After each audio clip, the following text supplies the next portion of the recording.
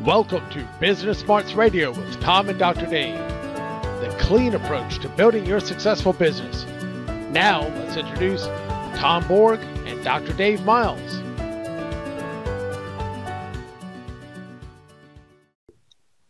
Welcome to Business Smarts Radio with Tom and Dr. Dave, as we bring you the clean approach to building your successful business. And when we mean clean, we're not talking about spick and span and dust mops. This podcast is all about the acronym CLEAN. We're all about communication, leadership, engagement. And no drama. So today we're continuing in our series on the 3 I's of EQ: identify, illustrate, and implement. So what we're looking at is we're looking at part 4, where we're talking about social awareness. Now, in the first part, we talked about the 5 different parts of the EQ assessment that we utilize. It's based on Daniel Goleman's model. We talk about self-awareness and self-regulation, which follow right along with his book on social awareness on emotional intelligence and working with emotional intelligence. Now, saying that, there's one aspect of the assessment that we use that's a little bit different than Dr. Goleman, and that is it looks at internal motivation, intrinsic motivation. We talked about that last time. They're building blocks in each other. You have to have a good level of self-awareness to be able to be aware and be self-regulatory. Can't fix something if you don't know it's a problem. That self-awareness and regulation helps maintain a high level of internal motivation. And then motivation is really the key to look at social awareness and social regulation, which will be our next 2 episodes. So today we're talking about social awareness. And one of the things that from more of a before I get into a formal definition, so to speak, of social awareness, I really want to step back and look at, as we go from the self part to the others part of emotional intelligence. And this is the part that Daniel Goleman talks about, empathy. He calls it empathy. We use it on this assessment tool, call it, social awareness. And so that's, if we use the terms interchangeably, you'll know what we're talking about. But with social awareness, making that leap from being self to others, I really wanted to hit on what EQ really does and what it is. If you look at it, I mean, obviously it's a kind of a foundational quality. It's extraordinarily important. Research finds in upper level managers and executives, and not just executives, but high performers. 90% of the difference between the people with same skills, but one's a high performer, one's not, ends up being emotional intelligence. But this really struck me when I looked at it, Tom, and it really looked at that EQ looks at a person's, obviously it's emotional intelligence, but it's the ability to sense, to understand, and to effectively apply the power and acumen of emotions to facilitate higher levels of collaboration and productivity. So when you look at people are like, okay, emotional intelligence, gee whiz, so what? Who cares? That's the gee whiz, so what? Who cares? The higher levels of EQ lead to that higher level of collaboration, higher level of productivity, and that produces bottom line results in an organization. Your thoughts? Absolutely. And Dave, when it comes down to, we're talking about empathy. How well does that person read other people and sense where they're at?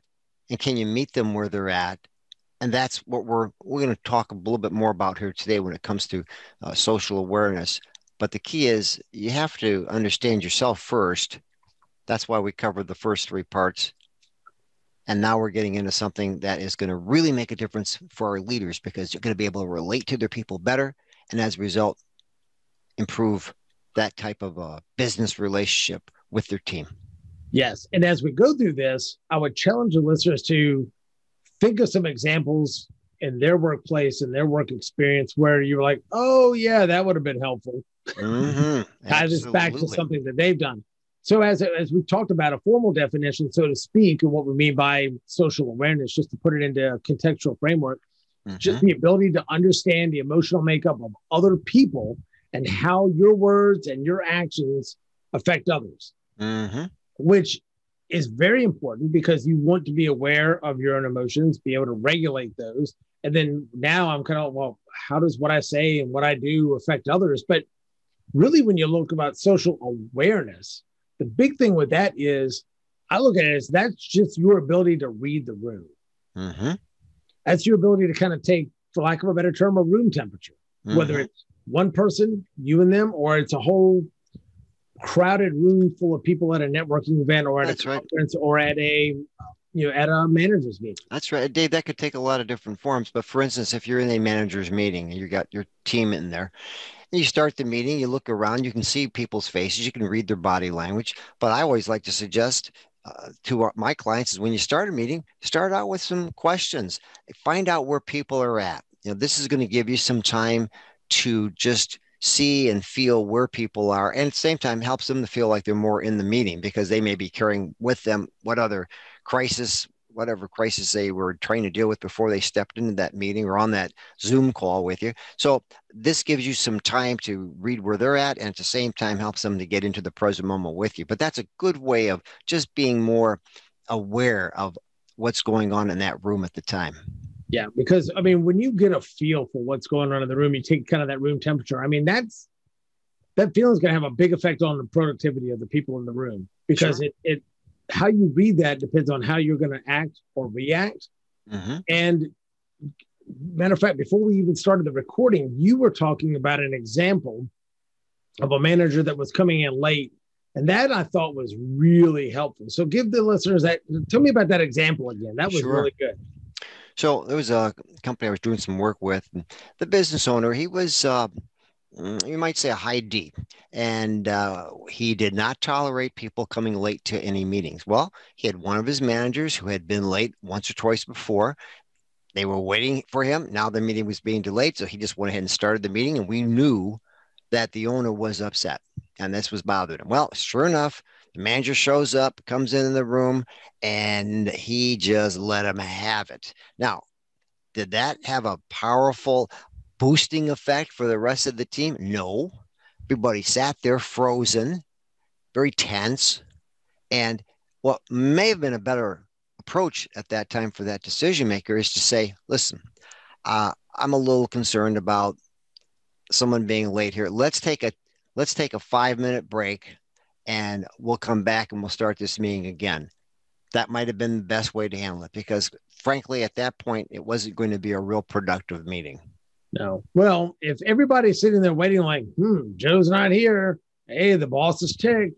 Hey, the boss is going to drop the hammer on him when he comes in. It turns into almost like a WWE wrestling match. At some point, you're like, man, I can't wait for the show, right?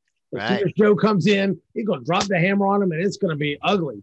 So they're getting out the proverbial popcorn and then juju beans, and they're waiting for the show. It just wasn't a good situation. And of course, at that point, we knew the owner was upset, and if anyone wanted to ask a question or bring something up, they knew it was going to be something that would be very tenacious, because the response from the owner at that point could be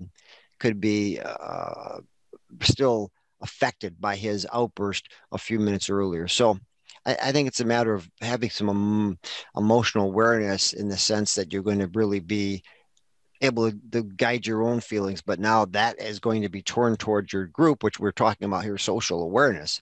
So that's important that we regulate first, but then when we come to that social awareness part, we do what's necessary to make it an effective interaction between your team in this case. Yeah. Because it's all about making good decisions, and you don't want to end up, like you said, if it's something important, like I've got to bring this up in this meeting, well, maybe this just isn't a good time. Maybe your own emotional intelligence is one of the managers are like, the boss is ticked, and this is not the time to bring this up, because I know I'm going to get it shot down. So nobody's able to make a really good decision because of his emotions. And so good on the managers being able to read that, like, all right, let me just sit here and be cool, because this is not the time to bring up anything. But it doesn't help the company. It doesn't lead to the collaboration and the productivity that we were talking about before. Nor the trust building. Hard to build trust. You're not sure how the person's going to react when you say something to them. So no, that is very true. They talk about that.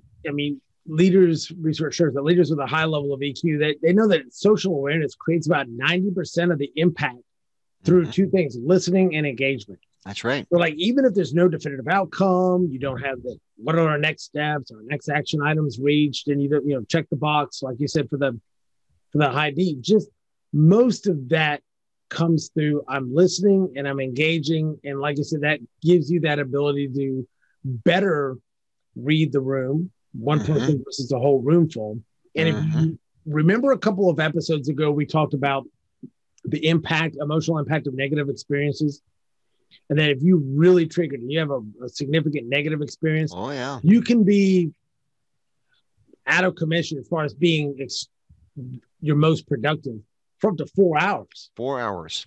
And so two negative experiences, half a day. So two of them in a day, you got somebody cuts you off on the way to work, and then somebody gives you, you have a negative interaction with a coworker or a boss or a subordinate, sometime midday. I mean, your productivity is shot for the most of the day. But I was looking for the research for this episode, and they were talking about that it takes research shows it takes roughly 5 positive experiences to dilute 1 negative. Absolutely. And so think about this, Dave, and if we multiply that, you've got 5 people in the room that you're leading, and there's a bad experience that takes place in that room. All 5 of those other people are going to be affected.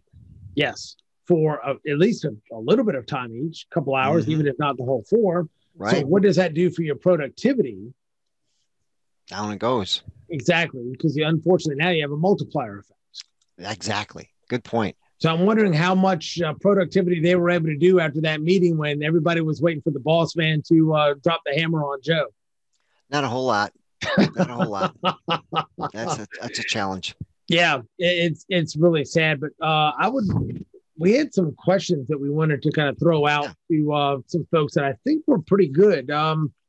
Things on how to kind of put this into use and really think about, all right, well, how do I read the room, and what's, just think of some situations that have happened in the past. I am no doubt most of our listeners will say, yes, I've been in a room when this happened or that happened. And even before I get into that, even just something as simple as think of the manager that came in the room late. And I'm sure you've seen this before. You have a manager that comes in the room late. The boss just delivered some bad news. Layoffs, it could be sales report, it could be somebody they know that's passed or sick, whatever bad news. So the whole level of the room is down.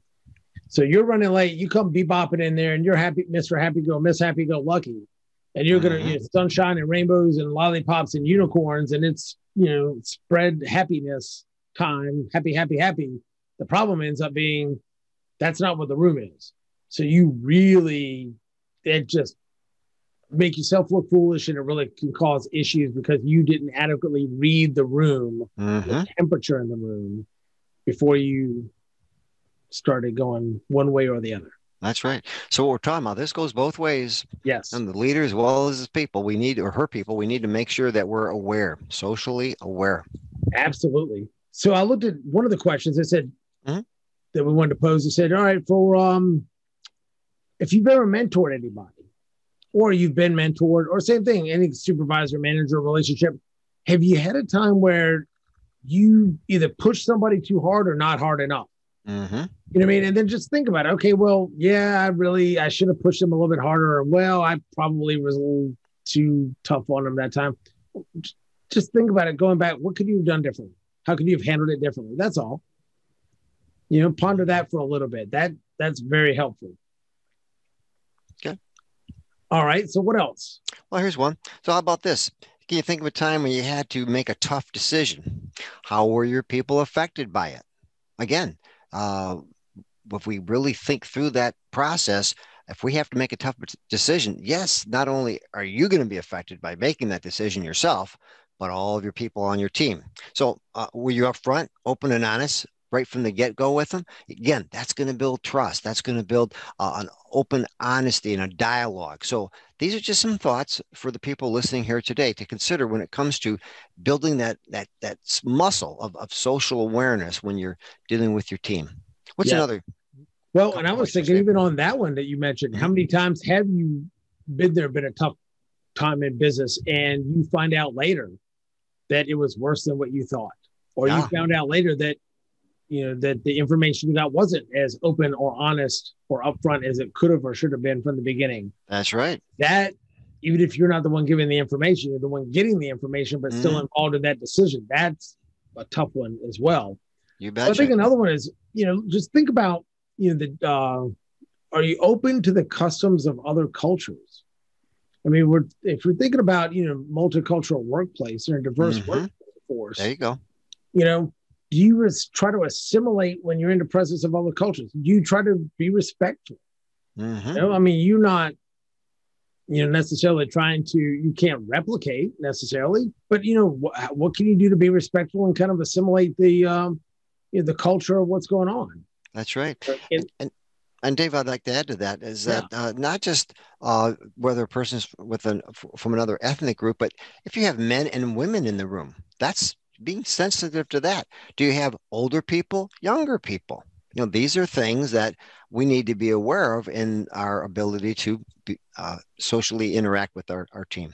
Correct. So when you're looking at culture, especially for this question, you're absolutely right. You need to look at culture in a lot of different contexts. Whether it's generational culture, like you said, whether it's ethnic culture, whether it is, the cultures of different, like I said, different work teams, maybe engineers, how they deal versus maybe sales and marketing, or admin, back in support. So, I mean, what is the culture, especially if things are siloed up, what are, different work teams and work divisions and different functional units maybe have a different culture of how they do things and how jobs gets done in their part of the organization. Good point. Just a thought. Great point. So what else you got? Well, how about this? When a team member is not performing up to par, how do you handle the situation? Okay. Do you make them the bad guy, right? Or do you approach them in a way that, hey, they're capable of doing more, and that you need to explore what are some of the obstacles that are preventing them from being the best that they can be. So again, being aware of this person's feelings, being aware of this person's intentions. I mean, most people that come to work, they want to do the best they can. However, if a person's not performing up to par, we need to find out a little bit more about why that's happening. Is it there's something going on at home? Or is it maybe he's not getting cooperation at work, or she's not getting cooperation at work from her peers? So that's, again, another great place to apply some of the social awareness skill set that can help you be a better leader and your team be better performers. Because one of the biggest things as leaders is your job is to remove obstacles that are in front of your team for them getting the job done. And you look at it self-reflective. Okay, did I give them everything they need? Did I give them the tools, the resources, the training, the mentoring, whatever? Did I give them what they needed to be able to do the job? And look at it as okay, well, ultimately, I'm the one in charge. It's my fault. Great book, total squirrel moment, but great book from Jocko Willink, Extreme Ownership. I would highly recommend that. That goes to this point that it's still the leader's overall responsibility. And they can't, share the credit and take blame. You know what I mean? It's one of those, you take that ownership, but if it's yours to own, it's yours to fix. And so, that's the great part about it. So highly recommend that book. That's an awesome book. But yes. What was the name of that book again, Dave? Again, that book? Extreme Ownership. Okay. It's called Extreme Ownership by Jocko Willink. It was a former Navy SEAL.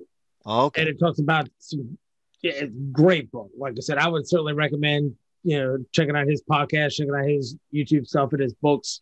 But that Extreme Ownership is really a solid book that he had for a while back. But it strikes at the leaders on, same thing, owning the situation, and what could I have done to prevent this in the future? What could I have done to make this better at the time?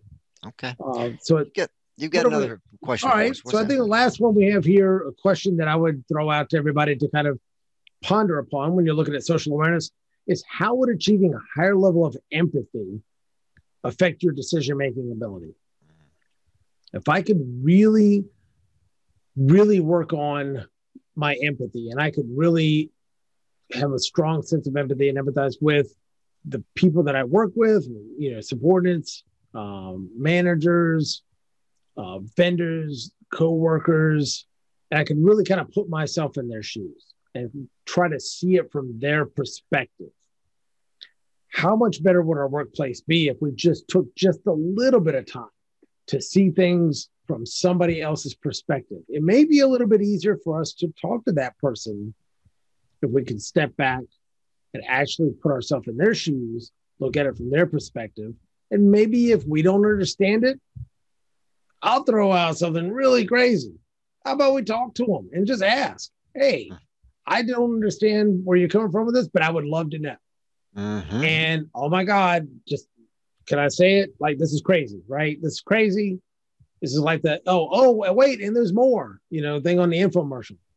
Mm-hmm. Maybe we get to understand people better. Maybe we get to learn people better. Maybe we don't have to fight all the time. Maybe it's one of those things we actually get to learn about the people that we work with, how they view the world, how they do things. And, sometimes we realize, wow, okay, these aren't we don't need to be at each other's throat in that odds all the time. Because now I can see, I might not necessarily agree with everything they do, but I can see it from their perspective. Mm-hmm. And that makes a tremendous difference when it comes to productive dialogue in an organization.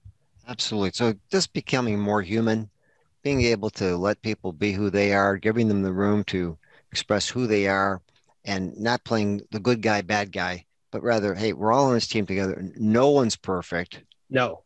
But at the same time, we're all capable of being better when we work together. So I think that's the key. That's where we're going with this. Yes. You build your team through this social awareness by being able to be a human being and to really be aware of other people and look for and encourage the best to come from them.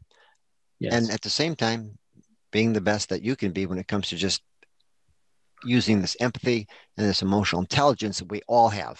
Yes. So remember, social awareness is all about reading the room. It's all about empathy. It's all about reading kind of the temperature of the room and the vibe of the room and the environment to be able to make better decisions, to be more productive and more collaborative. And really, social awareness is just the cornerstone of our last point, which is social regulation. And I'll just throw out there that those that demonstrate superior social regulation, these are the folks that are very persuasive. They easily build rapport. They're adept at building these strategic alliances. So there's a lot of organizational and team benefits to having a high level of social regulation. But you have to have that awareness first. And that's social regulation. That's what we'll talk about in our next podcast. Absolutely. Any last thoughts for our listeners today on social awareness? I just think that one thing we want to all keep in mind is that it's something we all have, something we can all get better. And that is being able to read that room, as you said, Dave, and being able to just be empathetic with those we work for or that work for us. Yep. Be kind, have some empathy, and God forbid, look at it from somebody else's perspective every once in a while, and you'd be amazed at the results. So that's all we have for this episode of Business Smarts Radio. And we will see you all next time when we talk about social regulation. Take care.